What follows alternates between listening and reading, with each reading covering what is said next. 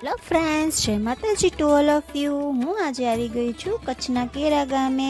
તો લાખેશ્વર મંદિરના દર્શન તમે મારી સાથે કરજો. અને રણ અને દરિયા વચ્ચે વસેલું ટાપુ સમાન કચ્છને જોઈ સ્વયં અમિતાભ બચ્ચન પણ કહી ઉઠ્યા છે કે કચ્છ નહીં દેખા તો કુછ નહીં દેખા. પર્યટકની દ્રષ્ટિએ ઓછું પણ ઐતિહાસિક દ્રષ્ટિએ ખૂબ જ ઉચ્ચ મૂલ્ય ધરાવતું આ મંદિર છે. તો કેરાના આ મંદિરનું નિર્માણ 10મી સદીના ઉત્તરાર્ધમાં ચોલક્ય રાજવંશના શાસક દરમિયાન લાખા ભુરાડાએ કરાવ્યું હતું. તેના નામ ઉપરથી જ આજે આ મંદિર લાખેશ્વર મંદિર તરીકે ઓળખાય છે.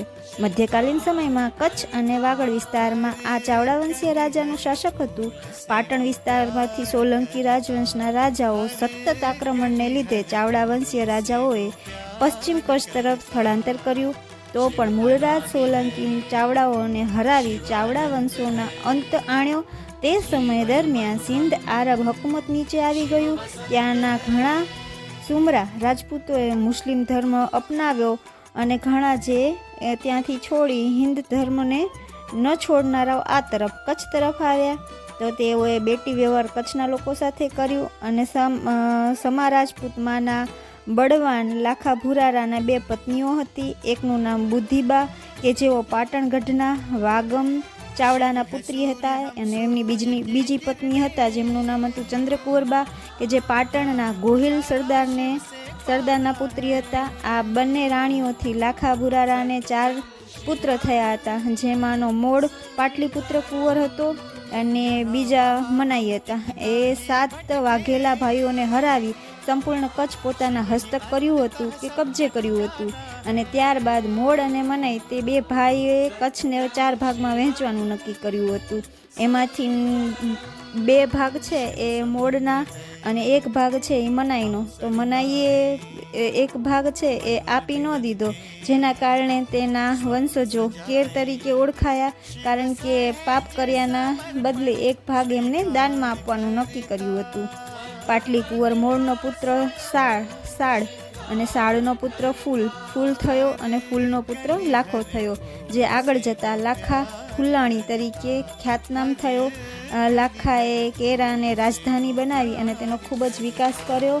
તેને આ મંદિર બંધાવ્યું. આ મંદિર નાગર ચાણક્ય શૈલીમાં બંધાવેલ મંદિર છે અને તેને મંદિર બનાવવાની અંદર કોઈ સિમેન્ટનો ઉપયોગ કરેલ નથી, માત્ર પથ્થરોની એવી ગોઠવણ કરેલી છે કે જે આજે પણ લોકોને આકર્ષે છે.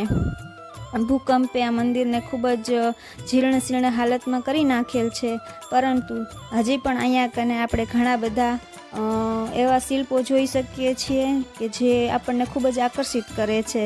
અહીંયા કને એક સુંદર મજાનો મેળો પણ થાય છે અને ખૂબ જ જૂનું મંદિર છે.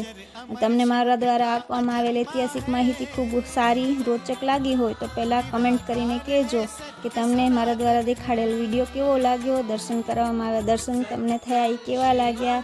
અને વિડીયોને લાઇક, શેર અને સબસ્ક્રાઈબ કરવાનું ભૂલતા નહીં. અને વિડીયોને બને એટલો શેર કરજો તો લોકો આ મંદિરે જાય, દર્શન કરે. અને જો અહીંયા તમે સુંદર મજાના કોતરકામ તમે જોઈ શકો છો. એક સૂતેલી સ્ત્રી છે, કેટલી ઝીણવટપૂર્વક એ લોકોએ નતાશી કરેલી છે. અને અહીંયા કને સામે એક સુંદર મજાનું હવે નવનિર્મિત કહી શકાય એવા ગણપતિજી, પાર્વતીજી બધાને, શંકર ભગવાન બધાને અહીંયા વિરાજમાન કર્યા છે. અને પુરાતત્વ ખાતા દ્વારા તેને રક્ષિત કરવામાં આવ્યું છે. અને અહીંયા કને એના માટેનું જુઓ લખાણ લખેલું છે અને એના વિશેની વિગત પણ આપેલી છે. જે મેં તમને વિગત આપી એ વિગત ઐતિહાસિક છે. અહીંયા કને સરકાર દ્વારા પણ થોડીક વિગત આપવામાં આવેલી છે. બાળકોને રમવા માટે ગાર્ડન પણ છે. કવિએ કચ્છ માટે સરસ કહ્યું છે કે સિંધવટ નીકળે આકાર કાચબે ઝેરો, ભારે રત્નાકર ડુંગર તે પેરો, ધાજર પ્રતિકારી હિતે નાણ કરે, કંઠી અનરા ધારી સિંધ બાર મસ્તક મથે, મડાઈ મંદરા લખપત એરે પટ સિંધુ નીકરે, કચ્છીએ દીનો પેરો. પ્લીઝ વિડીયો ગમ્યો હોય તો લાઇક, શેર અને સબસ્ક્રાઈબ કરવાનું ભૂલતા નહીં. વિડીયોને શેર કરજો બને એટલો તો બધા લોકો સુધી પહોંચી શકે. Bye bye to all of you.